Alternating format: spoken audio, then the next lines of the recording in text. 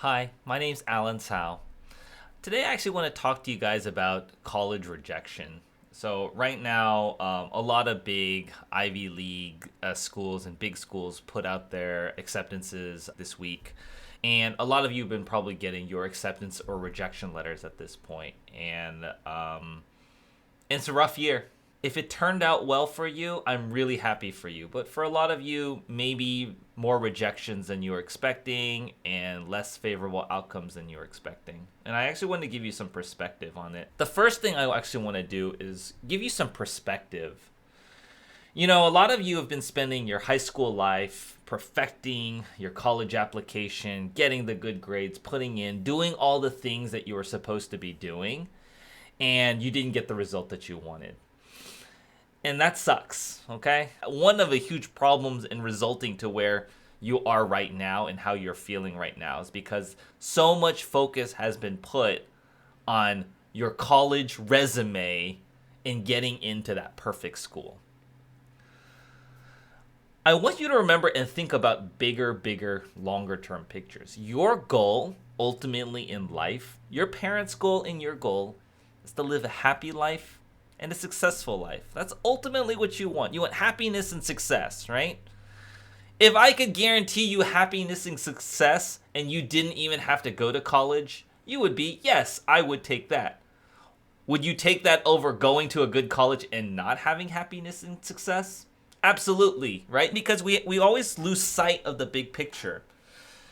And what's been told to you is this narrative that in order for you to be happy and successful, you have to follow this path and get into this school, and that will lead you to happiness and success.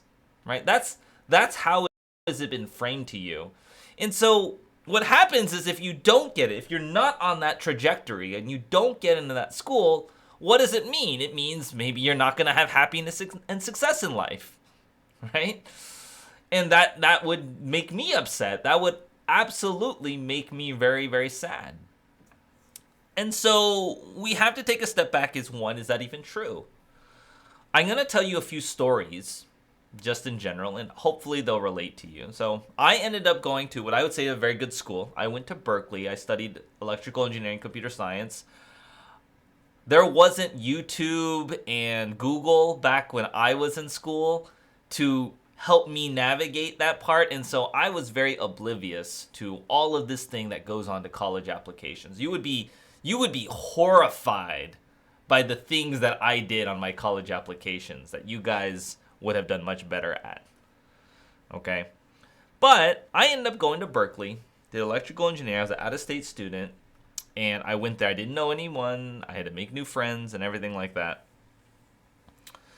And what ended up happening was I did well. I was successful. Okay, I worked hard at it. I've told you about my journey, about how difficult it was, and I did well. Well, not everyone has that story at Berkeley, by the way. My roommate thought he wanted to do computer science. He ended up doing really poorly his first first year in college. Did really, that shock of getting into a school that you've been wanting to get into and then realizing everyone around you is actually pretty smart and very successful and you're just sort of an average student there can be very demoralizing. I had another friend who got kicked out because he failed classes too much, had to take some classes outside and reapply and transfer back in, which he was able to do, but was on academic probation for a good amount and still suffers probably from a lot of depression from that experience at Berkeley. There's a lot of people who get there and the success and happiness does not follow the way you might think it would. I think there's been studies, Harvard University, you must imagine kids who get into Harvard, they must be super happy. They must be really proud. They must be very successful. Well, turns out that their depression rate is higher than the national average at Harvard. Okay? Very high levels of depression, very high self-esteem issues, panic attacks, imposter syndrome, those kinds of things kind of come out in those surveys. high levels of those kinds of things. I share that with you to note that just because you get into a good school doesn't mean you're guaranteed happiness and success. That is not true in the slightest.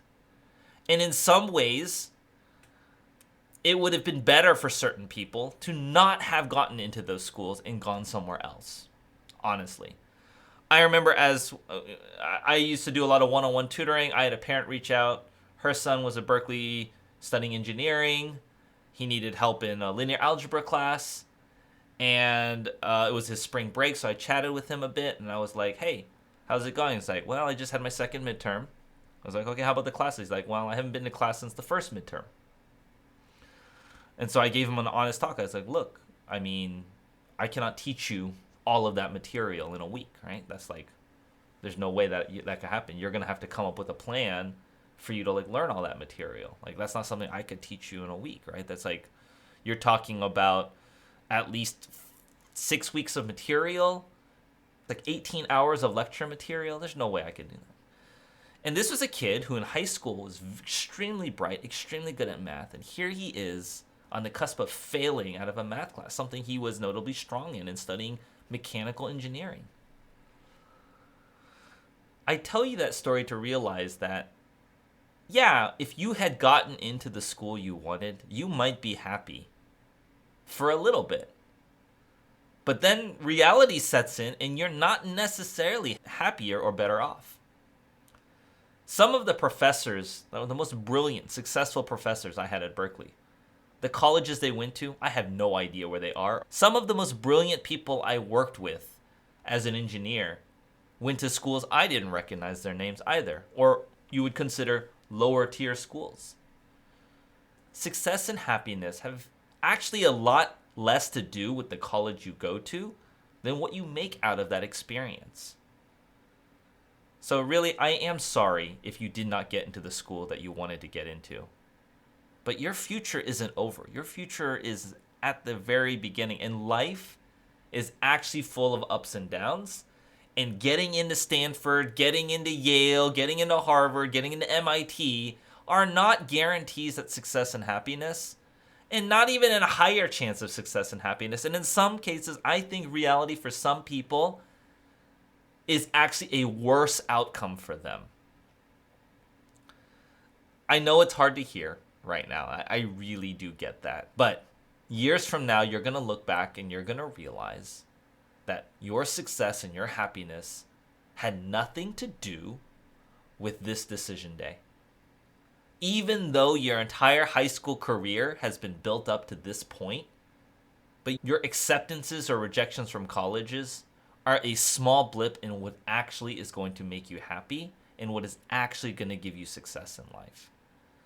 So, if you're trying to decide between a school right now, really take an honest look and look past the prestige, the name. Look past. I know I'm asking you to reject basically the last 4 years of what you've been told. But look past it and look at what are you going to make your life. You have a long, long life ahead of you, and it isn't over just because you didn't get into a particular school. Trust me on that. Okay, I know. Because I've seen people do amazing things from just what you would consider mediocre or lower tier schools. And I have some people who squander even the best schools that they get into. Your success and your future in life has very little to do with what school you go to. Instead, it has more to do with what you are going to do with the opportunity presented to you. Okay? I hope that helped.